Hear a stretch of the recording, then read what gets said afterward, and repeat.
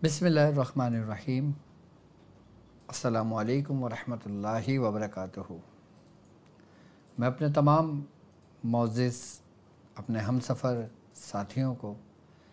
अपने तमाम पीर भाइयों को, अपने तमाम मुरीदीन को, अपने तमाम चाहने वालों को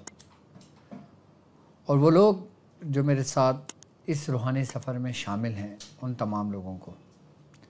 और जो कदम ब कदम शाना बशाना मेरे साथ साथ पहले दिन से सूरह कुरैश के कारवां में शामिल हैं, और वो लोग जो दुनिया में जहाँ कहीं भी हों इल्म की जुस्तजू में, अमलियात सीखने के लिए,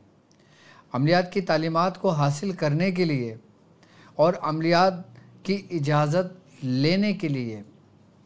अपने और हमारे सलासिल के ज़िक्र व अस्कार के सही तरीके जानने के लिए जो लोग हमारे साथ जुड़े हैं और अपना रूहानी सफ़र मेरे साथ तय कर रहे हैं, उन तमाम लोगों को, और बिलखुसूस वो लोग जो दुनिया में जहाँ कहीं भी हैं किसी न किसी मामलात की वजह से परेशान हैं, मसाहिब ने उनको चारों तरफ से घेरा हुआ है, जादू में मुब्तला हैं, नज़र बद उनको अंदर से खा गई हो, हासिदीन दुश्मन ने उनका जीना दुबर कर दिया हो, और वो लोग चाहें कि उनको इस मसाइल से छुटकारा मिले, और वो लोग अपने मसाइल और उनका हल कुरान और सुन्नत की रोशनी में ढूंढना चाहते हैं, तलब करना चाहते हैं,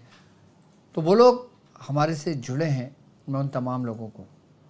अपने ख़ानदान क़ादरिया, सिलसिला सोहरवर्दिया, चिश्तिया, कलंदरिया, अबुल उलाइया, जहांगीरिया, हसनिया, उस्मानिया, तारिकिया, शाज़लिया में एक बार फिर आपको सफ़ीना निजातुल मसाइल सीज़न 2 की एपिसोड 4 में खुशामदीद कहता हूँ, और ये भी उम्मीद करता हूँ कि आप तमाम लोग खैरियत से होंगे। और अल्हम्दुलिल्लाह हमारा ये कामयाबी का सफ़र, हमारा ये रूहानियत का सफ़र, हमारा ये अमलियात का सफ़र, हमारा ये सलासिल के ज़िक्र अस्कार की तालीमात का सफ़र, और एक और सफ़र कि जो बिलखुसूस हमारे सिलसिले की जान है, हमारे ख़ानदान की जान है, कि जिसको यूँ कहा जाए कि जैसे तमाम सलासिल की जान क़ादरिया ख़ानदान है, इसी तरीके से ख़ानदान क़ादरिया की जान शाज़लिया ख़ानदान है। और शाज़लिया ख़ानदान जिस दुआ से इस दुनिया में फैला और मशहूर हुआ, उस दुआ को कहा जाता है दुआए हिज़्बुल बहर। और यकीनन ये दुआ किसी तारुफ की मोहताज नहीं, हर शख्स इस दुआ के बारे में बहुत एहसन तरीके से जानता है,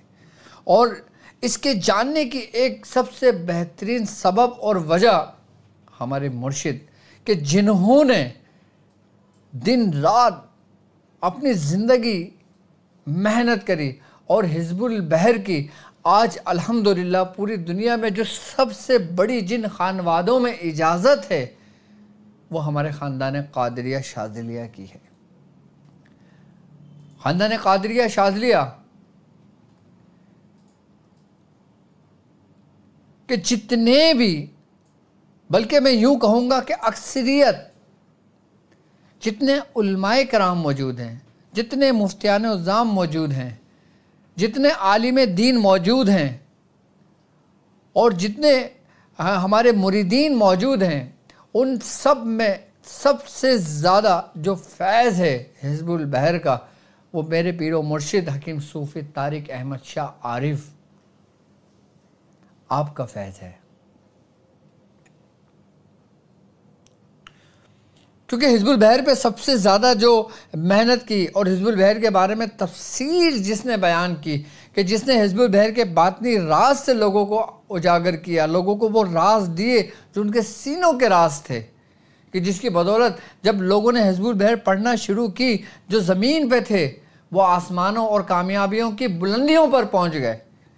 اور جو اپنا روحانی سفر میرے مرشد کے ساتھ سفر کر رہے تھے، اس دعا حزب البحر کی برکت سے اللہ تبارک و تعالیٰ نے ان کو دنیا بھی عطا کی اور دین بھی عطا کیا اور آخرت بھی عطا کی اور روحانیت بھی عطا کی۔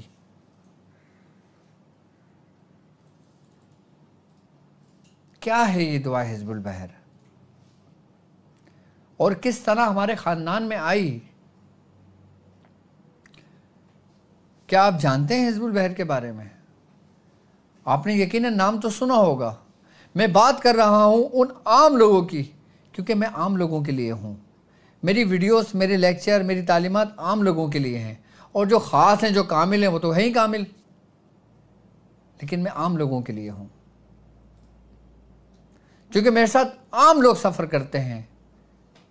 اور وہ لوگ سفر کرتے ہیں جو روحانیت سیکھنا چاہتے ہیں، وہ لوگ سفر کرتے ہیں جو عملیات سیکھنا چاہتے ہیں، وہ لوگ سفر کرتے ہیں جو رب کی رضا پانا چاہتے ہیں، وہ لوگ سفر کرتے ہیں جو سرکار دو عالم صلی اللہ علیہ وآلہ وسلم کی محبت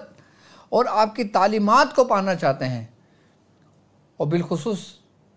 حضرت شیخ ابو الحسن شاذلی رحمۃ اللہ علیہ کی تعلیمات کو پانا چاہتے ہیں۔ سب سے پہلے میں حزب البحر کے بارے میں آپ کو یہ بتانا چاہوں گا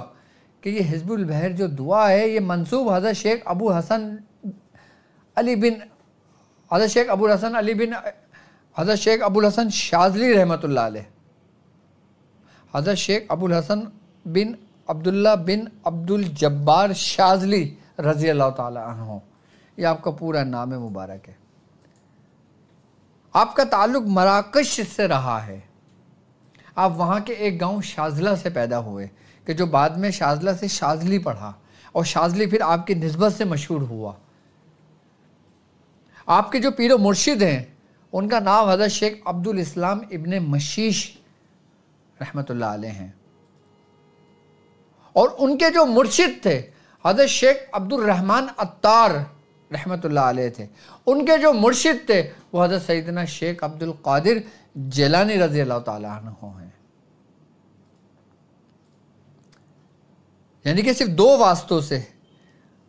ہمارے اس خاندان کی جان، خاندان قادریہ کی جان، خاندان قادریہ کا وہ جز روحانیت کہ جو حضرت ابو الحسن شاذلی کے حصے میں آیا، کہ جس سے ایک شاذلی کی ایک شاخ، ایک بہت بڑا سلسلہ جاری ہوا۔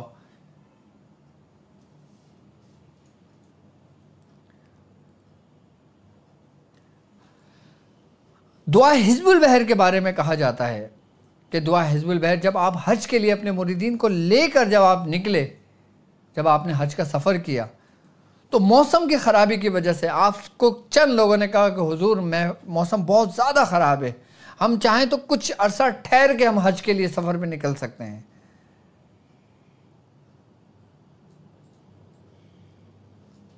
تو آپ نے فرمایا کہ مجھے حکم ہوا ہے۔ آپ نے حکم کی پیروی کرتے ہوئے آپ سمندر کی جانب چل دیے، اور طوفان نے آپ کو چاروں طرف سے گھیر لیا، اور یہاں تک کہ اس کا جو کپتان تھا، اس کا جو کیپٹن تھا، وہ عیسائی تھا، اور اس نے اپنی آنکھوں سے ایک ایسا طوفان دیکھا کہ جس میں بچنا ناممکن تھا۔ تو لوگوں نے حضرت ابو الحسن شاذلی کو یہ کہنا شروع کر دیا کہ ہم نہ کہتے تھے کہ کچھ ٹائم کے بعد سفر کریں، آپ نے فرمایا کہ مجھے حکم ہوا ہے، ہم لبیک حاضر ہیں آپ کے پیچھے، آپ کے حکم کے پیچھے۔ تو شیخ حضرت ابو الحسن شاذلی رضی اللہ تعالیٰ عنہ کے بارے میں کہ آپ سجدے میں گر گئے، آپ نے رب کے حضور دعا کی، اور پھر تاریخ اس چیز کی گواہ ہے کہ پھر آپ کو دعا حزب البحر حضرت سیدنا سرکار دو عالم حضرت سیدنا حضرت محمد مصطفیٰ صلی اللہ علیہ وآلہ وسلم نے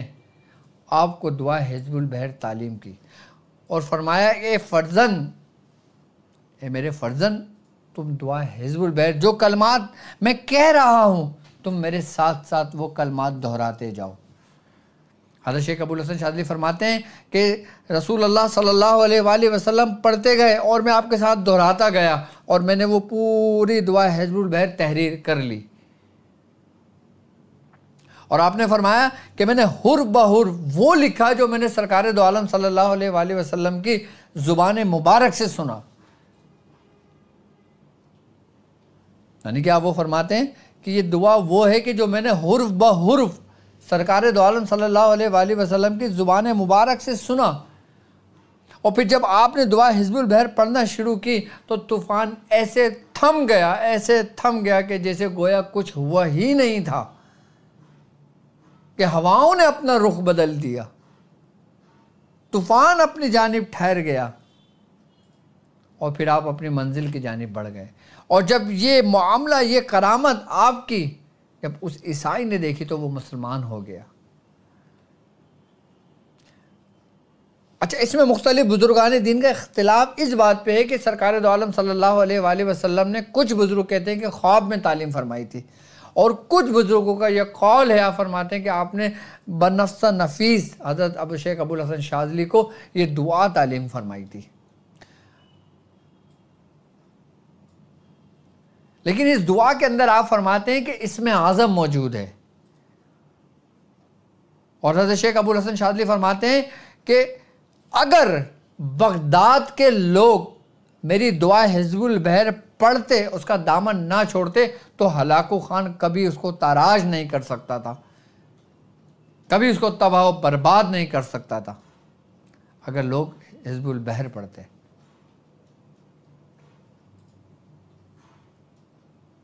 یہاں تک فرماتے ہیں آپ کہ جو شخص حزب البحر کے وسیلے سے دعا کرتا ہے وہ کبھی مایوس نہیں لوٹتا، کیونکہ یہ دعا اس وقت تعلیم کی گئی کہ جب آپ بری طریقے سے تمام مصائب میں گرے ہوئے تھے، تمام پریشانیوں میں مبتلا تھے، اس وقت آپ کو دعا حزب البحر تعلیم کی گئی۔ اور ہر شخص زندگی کے طوفان سے لڑ رہا ہے، ہمارے اندر جو طوفان برپا ہے اور ہم جو اندر سے جس مصائب میں گرفتار ہیں، ہم اندر سے جو کھوکھلے ہو چکے ہیں، ہماری عقل زائل ہو گئی ہے، ہم کاروبار کے معاملے میں پریشان ہیں، اولاد کے معاملے میں پریشان ہیں، جادو کے معاملے میں پریشان ہیں، آسیب کے معاملے میں پریشان ہیں، جنات کے معاملے میں پریشان ہیں، شیاطین کے معاملے میں پریشان ہیں، یہ سب طوفان بن کے ہمارے ارد گرد ابھر رہے ہیں، ہمارے قریب آ رہے ہیں، جو ہمیں ہلاک کرنے کی کوشش کرتے ہیں۔ اور جب ایسے موقع پر ہم حضرت ابوالحسن شاذلی کی سنت کو ادا کرتے ہیں اور دعا حزب البحر پڑھتے ہیں تو بزرگان دین فرماتے ہیں کہ اس پڑھنے کی برکت، اس روحانیت، اس نورانیت سے وہ تمام تھمنے شروع ہو جاتا ہے اور تمام شیاطین آپ سے دور ہونے شروع ہو جاتے ہیں۔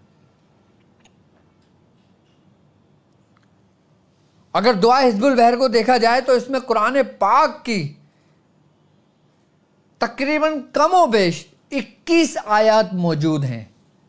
اور 21 آیات وہ موجود ہیں جو اپنی مثال آپ ہیں۔ میں ان آیتوں میں سے آج ایک آیت کے بارے میں آپ کو بتاؤں گا کہ جس کے بارے میں بزرگان دین فرماتے ہیں کہ پورے حزب البحر کی جو جان ہے وہ آیت ہے، اور بالخصوص وہ آیت کہ جو حزب البحر کے ساتھ ملا کے ایک ترتیب سے پڑھی جاتی ہے، اگر اس آیت کی تکرار کی جائے تو بالخصوص فیض شاذلی اس کے حصے میں آتا ہے، یعنی کہ اس کو جو فیض ملتا ہے نا وہ حضرت شیخ ابوالحسن شاذلی کے باطن سے ملتا ہے، یعنی کہ اس کا جو کنیکشن جڑتا ہے نا وہ حضرت شیخ ابوالحسن شاذلی کے باطن سے جڑ جاتا ہے۔ یعنی کہ یہ اس آیت کی برکت ہے کہ اس آیت کو پڑھنے والا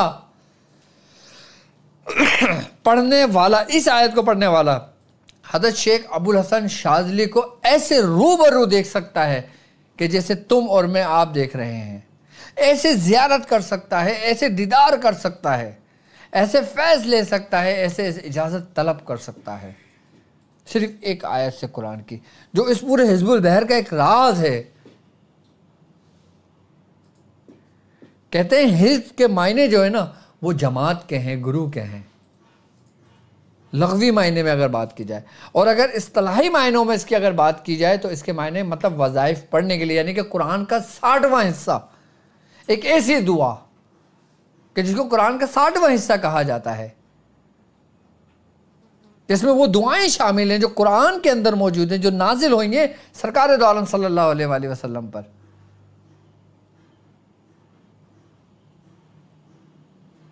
اور دعائے حزب البحر کی زکوٰۃ ادا کر لینے سے پہلے جو شخص اس آیت کا عمل کر لیتا ہے تو اس کو پوری حزب البحر کا سمجھ لو کہ اس کو روحانیت اور اس کو اجازت اس کی حاصل ہو جاتی ہے. اگر آپ چاہتے ہو نا کہ تم حزب البحر کی زکوٰۃ جو 3 دن میں ادا کی جاتی ہے، جس کے بارے میں کہا جاتا ہے کہ سفر کی 6، 7 اور 8 کو جو زکوٰۃ ادا کی جاتی ہے، جو لوگ 120 کی تعداد میں حزب البحر کی زکوٰۃ ادا کرتے ہیں، جس کی تعداد 360 بنتی ہے، وہ عمل کر لینے سے پہلے جو لوگ قرآن پاک کی اس آیت کا عمل کر لیتے ہیں جو قرآن کی آیت ہے اور حزب البحر کا جز ہے،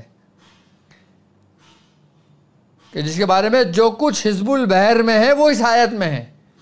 اور جو اس آیت میں ہے وہ تمہارے اپنے اندر موجود ہے. جو تمہارے اپنے اندر موجود ہے وہ حضرت شیخ ابو الحسن شاذلی رحمۃ اللہ علیہ کا فیض ہے. اس آیت کا کیا راز ہے؟ اس آیت کے بارے میں بزرگان دین فرماتے ہیں کہ اگر تم کوئی بھی عمل کر لینے سے پہلے جو جس صاحب دعوات جس عمال کا ہوگا تم اس سے اجازت بنفس نفیس لے سکتے ہو، تم اس کے روضے مبارک پہ جا کے لے سکتے ہو، اس کی قبر پہ جا کے لے سکتے ہو، اس کے گھر جا کے لے سکتے ہو، ہر جگہ، بلکہ تمہیں اس کی اجازت کی طلب ہو اور تم نے اس آیت کا عمل کر لیا تو یہاں تک اس صاحب دعوت جو بزرگ ہوتے ہیں نا ان کو حکم ہوتا ہے رب کی طرف سے کہ جاؤ میرا بندہ تمہارا انتظار کر رہا ہے، اس کو اس کا حصہ دو. تو بزرگان فرماتے ہیں کہ جو صاحب دعوات بزرگ ہوتے ہیں نا پھر ان کی آمد ہوتی ہے، یہ اس کے لیے باعث شرف ہے کہ جو شخص حزب البحر کی یعنی کہ قرآن کی وہ آیت پڑھ لیتا ہے جو حزب البحر کے اندر موجود ہے. اور سب سے بڑی بات یہ ہے کہ بزرگان دین فرماتے ہیں کہ جو شخص صرف اور صرف حزب البحر کے اندر جو قرآن کی یہ آیت موجود ہے جو اس کو خالی اپنے ورد میں رکھ لیتا ہے، اس کا عمل کر لیتا ہے، وہ کبھی گمراہ ہو ہی نہیں سکتا، کیونکہ وہ کس کی زیر نگرانی میں آ جاتا ہے، کیونکہ وہ کس کی پناہ میں آ جاتا ہے آپ کو معلوم. اور وہ قرآن کی صرف ایک آیت کہ جس کے اندر کل ولایت کا فیض موجود ہے، کہ اگر تم چاہو کہ تم مقام ولایت پر فائز ہو، اگر تم چاہو کہ تمہیں دین اور دنیا اور روحانیت کے اور ولایت کے وہ تبرکات تمہیں ملے، تمہارا حصہ ہو، تو تم اس آیت کا ورد کر لو. اس میں کوئی شک نہیں کہ وہ حصہ خود تمہارے پاس چل کر آئے. اس آیت کے بارے میں کہتے ہیں کہ جس کا کوئی پیر نہیں ہے، جس کا کوئی استاد نہیں ہے اور وہ روحانیت کی طرف رکھتا ہے، ہر طرف بڑی حسرت بری نگاہوں سے دیکھتا ہے کہ میں کس طرف جاؤں کس طرف نہ جاؤں، تو اس شخص کے لیے بزرگان دین فرماتے ہیں وہ کچھ نہ کرے، کہیں نہ جائے، وہ صرف اس آیت کو پڑھے، اس آیت کا نور اس کو خود اس طرف لے جائے گا جہاں پہ اس کی منزل ہوگی. یعنی کہ رہنمائی کرتی ہے قرآن کی صرف ایک آیت جو حزب البحر میں موجود ہے،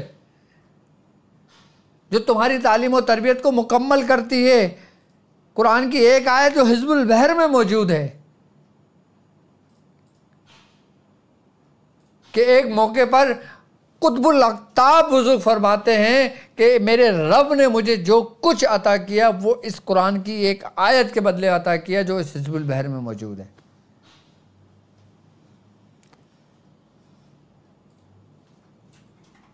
کیسی زبردست وہ آیت ہوگی.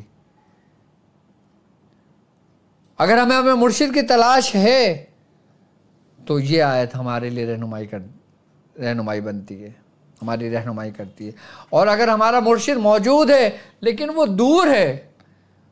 وہ ادر کنٹریز میں ہے، تم پاکستان میں ہو تمہارا مرشد انگلینڈ میں ہے، تم پاکستان میں ہو تمہارا مرشد انڈیا میں ہے، تم انڈیا میں ہو تمہارا مرشد پاکستان میں ہے، ایک بے چینی ہوتی ہے، طلب ہوتی ہے، اتنے وسائل نہیں ہیں کہ مرشد سے ملاقات کر لو، اتنے وسائل نہیں ہیں کہ مرشد پہ حاضری دے لو، اتنے وسائل نہیں ہیں کہ اس کی صحبت اختیار کر لو۔ تم یہ آیت پڑھ لو، تمہاری تربیت تمہارا مرشد تمہارے گھر پہ تمہاری کرے گا۔ روحانیت میں فاصلوں کی کوئی قید نہیں ہے، روحانیت میں کوئی فاصلہ نہیں ہے۔ روحانیت میں معاملہ ایسا ہی ہے کہ جیسے تم اور میں روبرو بیٹھے ہوئے ہیں، ایک دوسرے کی سن رہے ہیں، ایک دوسرے کو دیکھ رہے ہیں۔ یہ ایک چھوٹا سا ڈیمو ہے، یہ ٹیکنالوجی کے ذریعے ممکن ہوا ہے نا۔ اب یہ وہ ٹیکنالوجی ہے جو انسان نے اپنے ہاتھوں سے بنائی ہے، کہ جس نے آپ کو میرے قریب کر دیا۔ سیکنڈوں کے اندر، لمحوں کے اندر میں گفتگو کر رہا ہوں، آپ میری سن رہے ہیں، میں آپ کو دیکھ رہا ہوں، آپ مجھے دیکھ رہے ہیں۔ صرف یہ ممکن ہوا ہے ایک ٹیکنالوجی کے ذریعے جو انسان نے اپنے ہاتھ سے بنائی ہے۔ اور پھر ایک وہ قدرت قانون کہ جسے روحانیت، کہ جسے ایک ایسی دنیا کہا جاتا ہے کہ جس طرح دنیا کا قانون چلتا ہے اسی طریقے سے روحانیت کا قانون بھی چلتا ہے۔ روحانیت کے قانون کے اندر کیا معاملہ ہوتا ہے؟ روحانیت میں کوئی ٹیکنالوجی یوز تھوڑی ہوتی ہے، اس میں وہ ٹیکنالوجی یوز ہوتی ہے جو آپ کے اپنے اندر ریئل ہے۔ یعنی کہ ایک ٹیکنالوجی کون سی ہے؟ جو ٹیکنالوجی صادق ہے اور ایک ٹیکنالوجی کاذب ہے۔ ٹیکنالوجی یعنی کہ جو طریقہ کار ابھی آپ کے سامنے ہے، جو انسٹرومنٹ کے ذریعے ہم ایک دوسرے سے گفتگو کر رہے ہیں، بات کر رہے ہیں۔ یہ تو ایسا ہے نا کہ کیمرہ بند ہوا، ختم، آپ اپنی جگہ میں اپنی جگہ۔ لیکن روحانیت کے اندر جو روحانیت کی جو پاورز ہے، روحانیت کی جو سیر ہے، وہ ایسی ہے کہ ہمتن یخلق، ایک دم، ایک لمحے، ایک پل، یعنی کہ تمہاری پلک نہیں جھپکتی کہ تم ایک دوسرے کے روبرو ہوتے ہو۔ اور ایسا کرنے کے لیے قرآن کی یہ آیت اس کا پاس ورڈ ہے۔ کس کا؟ جو آپ کے باطن کا دروازہ کھول کے مرشد کو اپنے سامنے ایسے روبرو دیکھتا ہے۔ اگر آپ چاہو نا کہ آپ اپنے مرشد کو دعوت دو، چاہے آپ دنیا کے کسی